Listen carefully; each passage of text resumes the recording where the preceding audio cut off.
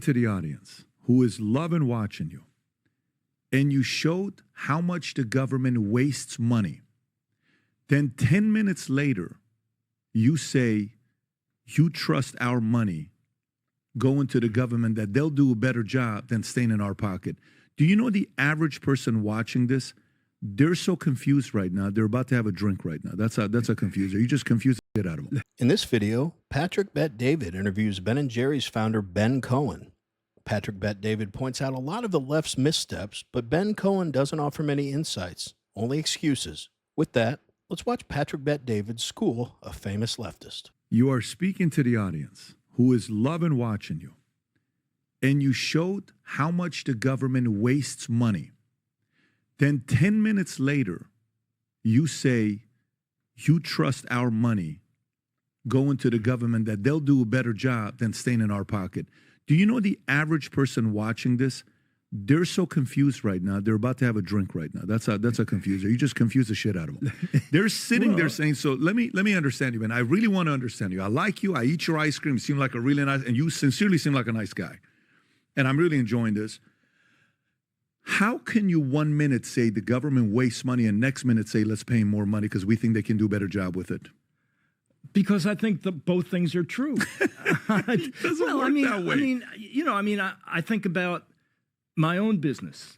As Ben & Jerry's was getting larger and larger, I was saying, we're wasting all this money. This thing is wrong, that thing is wrong, it's leaking over here, it's, there's something that's not working right over there. I couldn't believe how much money was being wasted.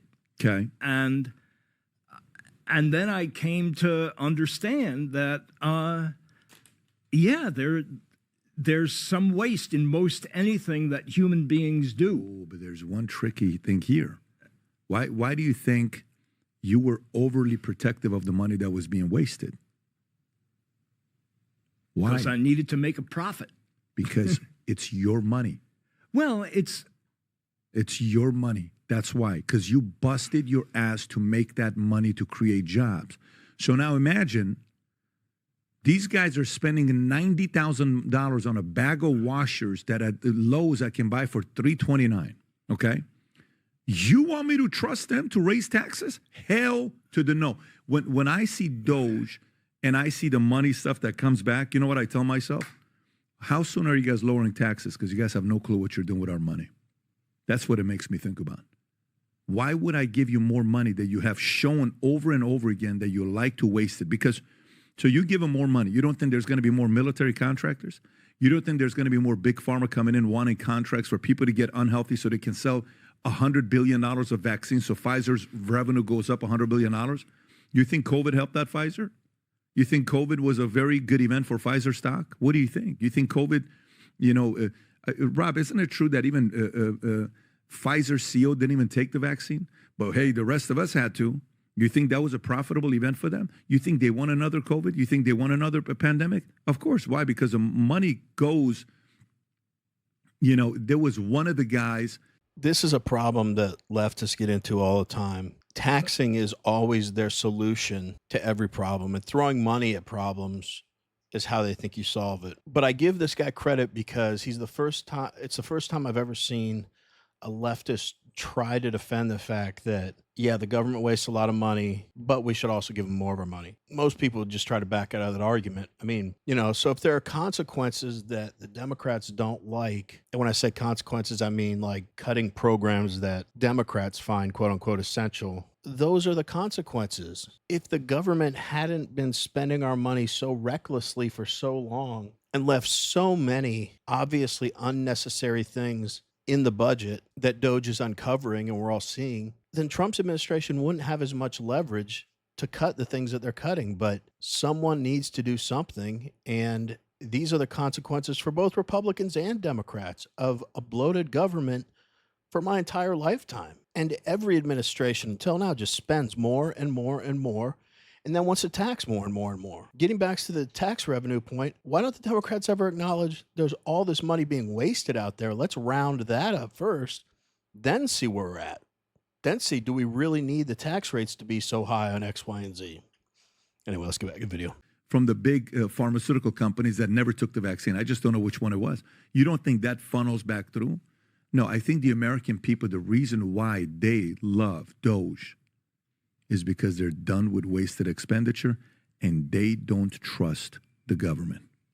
It's the lowest Ben it's ever been. You've been around, so you said you were born in 1951. I think you said 51, right? Did you say 51? A lot of wasted money from 51 till today. Look at the year you were born. Look at the trust. It was 80% is where we hit. Look where it's at right now. Okay? Lowest it's ever been. What happened? They don't trust it. They don't trust the media. They don't trust the government because they're full of shit. They keep wasting our money.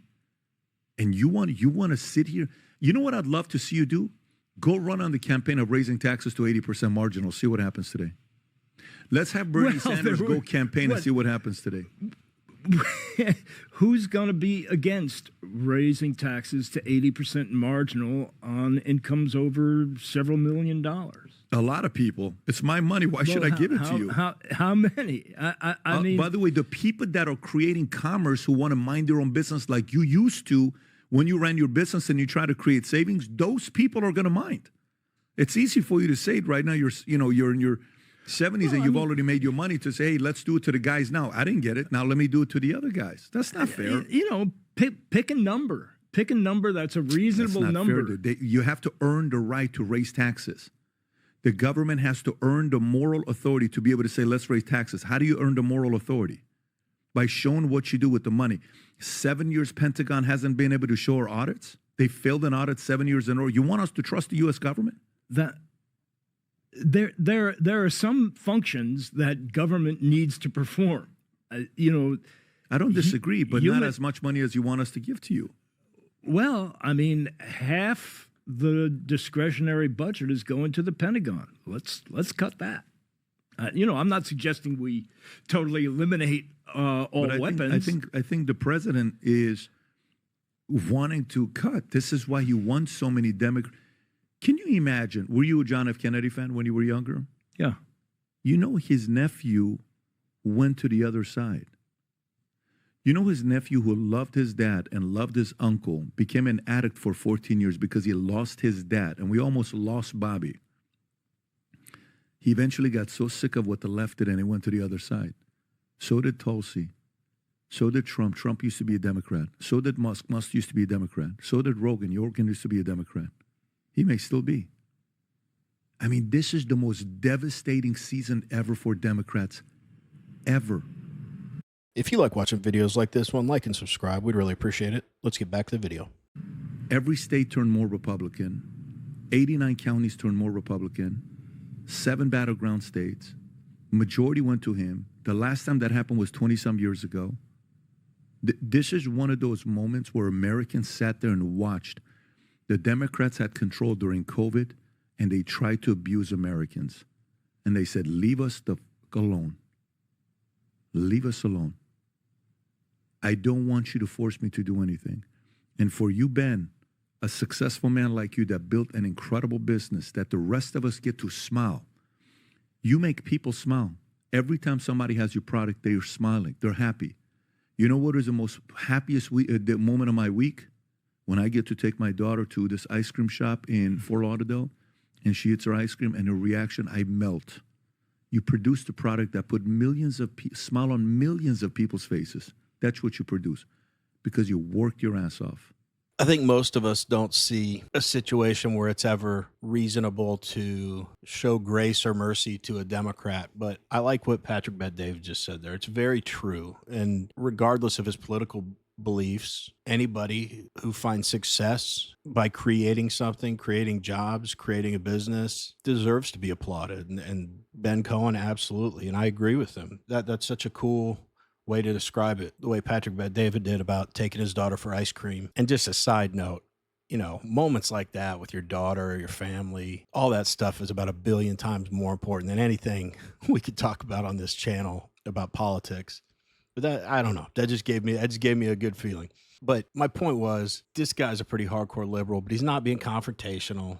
He's not being a dick. He's not being a know-it-all. He's not being your typical Democrat. So I like the way that Patrick Bet-David is respectfully interacting with him. But, you know, through all that, you're reminded he's a Democrat when he says, who would disagree with an 80% marginal tax rate over a certain number of million of dollars? Well, he's just thinking that it's folks that make that kind of money now that wouldn't want that. But whatever that number is, however high it is, I'm sure there's people like me. I want to be at some point making that kind of money. It's a good goal to have. And I don't want to think that, okay, when I achieve that goal, then I should just stop working, because after I've made X number of dollars, what's the point of earning more revenue just to pay 80% in taxes? That makes no sense. It stifles business growth.